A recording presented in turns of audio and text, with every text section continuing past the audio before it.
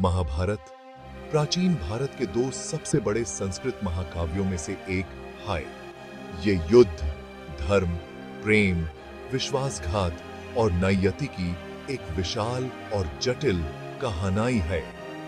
ये महाकाव्य भारतीय संस्कृति में बहुत महत्व रखता है और दुनिया भर के लोगों को मोहित और प्रेरित करता रहता है।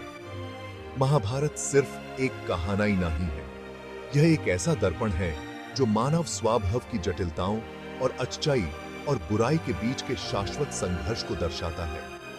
यह ज्ञान का खजाना है जो मानवीय स्थिति में गहरी अंतर्दृष्टि प्रदान करता है। माना जाता है कि इस महाकाव्य को महर्षि वेदव्यास ने लिखा था। ऐसा कहा जाता है कि इसे पहली बार व्यास के शिष्य वैशंपायन ने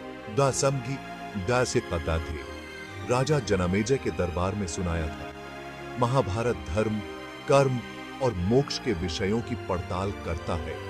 इसकी कहानियां और पात्र भारतीय मानस में गहराई से समाये हुए हैं। वो हमारी रोज की बातचीत, लोक कथाओं और पारंपरिक कला रूपों का हिस्सा हैं। महाभारत एक विशाल कृति है जिसमें 1 लाख से ज्यादा श्लोक हैं। इसकी बहुस्तरीय कथा संरचना के कारण इसे अक्सर कहानी के भीतर कहानी कहा जाता है। मुख्य कहानी एक फ्रेम कहानी के भीतर सुनाई जाती है, जिसमें महर्षि व्यास अपने लेखक गणेश को घटनाओं के बारे में बताते हैं। इस महाकाव्य को 18 पर्वों में बांटा गया है, जिनमें से प्रत्येक केंद्रीय कथा के अलग-अलग पहलुओं से संबंधित है। इन पुस्तकों में इतिहास, पौराणिक कथाओं, दर्शन और राजनीति विज्ञान सहित कई तरह की विधाएं शामिल हैं। महाभारत का केंद्रीय विषय पांडु के 5 पुत्रों पांडवों और उनके भाइयों कौरवों के बीच संघर्ष है। यह संघर्ष हस्तिनापुर के सिंहासन के लिए सत्ता संघर्ष से उत्पन्न होता है। यह महाकाव्य कर्तव्य, इच्छा, लालच, ईर्ष्या और धार्मिकता की प्रकृति के विषयों की पड़ताल करता है। यह जटिल नैतिक दुविधाओं और विपत्ति का सामना करने पर किए गए विकल्पों के परिणामों से जूझता है। महाभारत कर्म और धर्म की अवधारणाओं में भी तल्लीन है। यह प्रलोभन और विपत्ति का सामना करने पर भी अपने कर्तव्य को पूरा करने और धार्मिकता से कार्य करने के महत्व पर प्रकाश डालता है।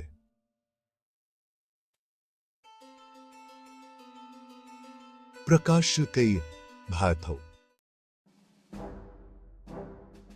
पांडव, जो अपनी धार्मिकता और वीरता के लिए जाने जाते हैं, महाभारत के नायक हैं। सबसे बड़े युधिष्ठिर धर्म और ज्ञान का प्रतीक हैं। भीम अपनी ताकत और वफादारी के लिए जाने जाते हैं। अर्जुन महान धनुर्धर भगवान कृष्ण द्वारा निर्देशित हैं। जुड़वाओं नकुल और सहदेव कुशल योद्धा और चिकित्सक हैं। दूसरी ओर महत्वाकांक्षी और ईर्ष्यालु दुर्योधन के नेतृत्व में कौरव अधर्म की ताकतों का प्रतिनिधित्व करते हैं।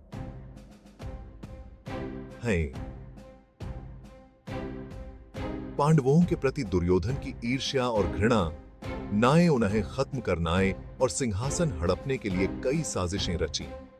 समय के साथ पांडवों और कौरवों के बीच प्रतिद्वंदिता बढ़ती गई, जिसका समापन कुरुक्षेत्र के महान युद्ध में हुआ। महाभारत एक परिवार के भीतर भी मानवीय रिश्तों की जटिलताओं को चित्रित करता है। यह दर्शाता है कि कैसे लालच, ईर्ष्या और सत्ता की प्यास नजदीकी रिश्तों को भी भ्रष्ट कर सकती है। विसन से साथ है। Section 4 Krishna's counsel the Bhagavad Gita. Mahabharata के सबसे महत्वपूर्ण पहलुओं में से एक है भगवद गीता का समावेश। कुरुक्षेत्र के युद्ध क्षेत्र में भगवान कृष्ण द्वारा अर्जुन को सुनाया गया यह पवित्र ग्रंथ कर्तव्य, कर्म और भक्ति पर एक दार्शनिक ग्रंथ है। अर्जुन अपने ही परिजनों के खिलाफ लड़ने की संभावना पर संदेह और नैराशा से भरे हुए मार्गदर्शन के लिए कृष्ण की ओर मुड़ते हैं। कृष्ण के शब्द गहन और कालातीत न केवल अर्जुन को बल्कि समग्र रूप से मानवता को सांत्वना और ज्ञान प्रदान करते हैं। भगवद गीता कर्म के फल के प्रति आसक्ति के बिना अपने कर्तव्य को निभाने के महत्व पर जोर देती है। यह धर्म और ईश्वर के प्रति समर्पण से प्रेरित नई स्वार्थ कर्म के मार्ग की वकालत करता है। गीता की शिक्षाएं समय और संस्कृति की सीमाओं से परे हैं, जो जीवन की चुनौतियों को ज्ञान और समता के साथ नेविगेट करने के बारे में मार्गदर्शन प्रदान करती हैं।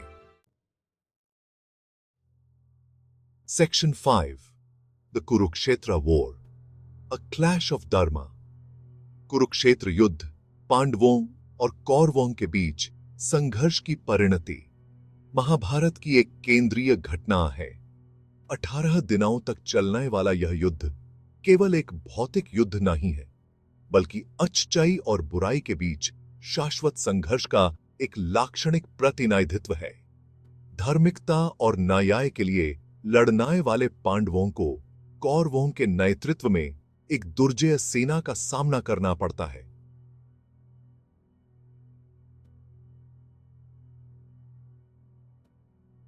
युद्ध में देश भर के प्रसिद्ध योद्धा भाग लेते हैं, जिनमें से प्रत्येक की अपनी प्रेरणाएं और निष्ठाएं होती हैं।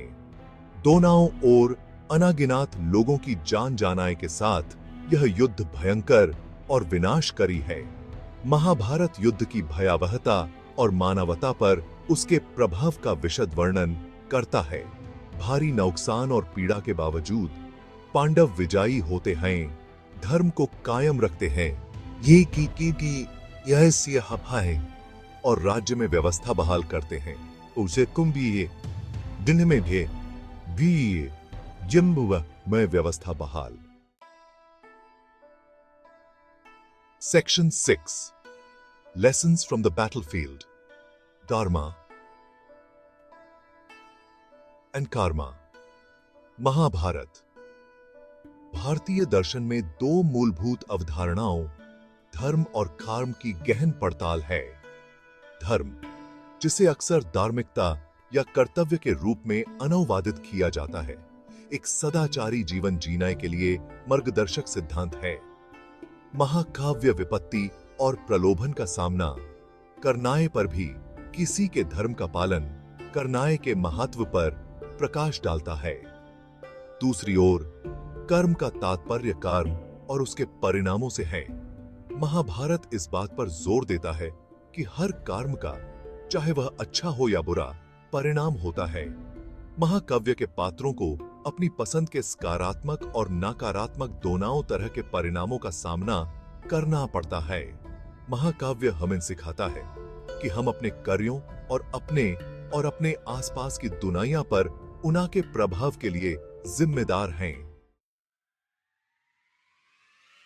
Section 7 Timeless Wisdom, the Mahabharata's Relevance Today।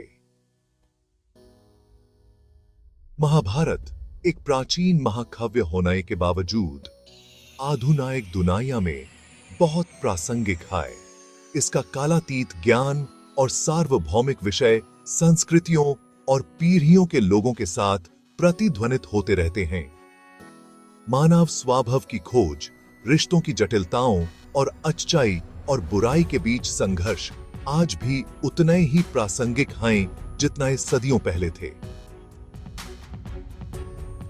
21वीं सदी की चुनौतियों से निपटने के लिए धर्म, कर्म और धार्मिक कार्यों के महत्व पर महाभारत की शिक्षाएं बहुमूल्य मार्गदर्शन प्रदान करती हैं। बुराई पर अच्छाई की आशा, लचीलापन और अंतिम विजय का संदेश व्यक्तियों और समाजों को अधिक न्यायपूर्ण और न्याय संगत दुनिया के लिए प्रयास करने के लिए प्रेरित करता रहता है।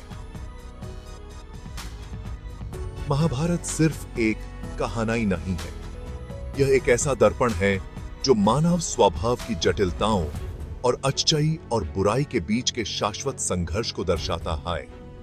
यह ज्ञान का खजाना है जो मानवीय स्थिति में खारी अंतर्दृष्टि प्रदान करता है।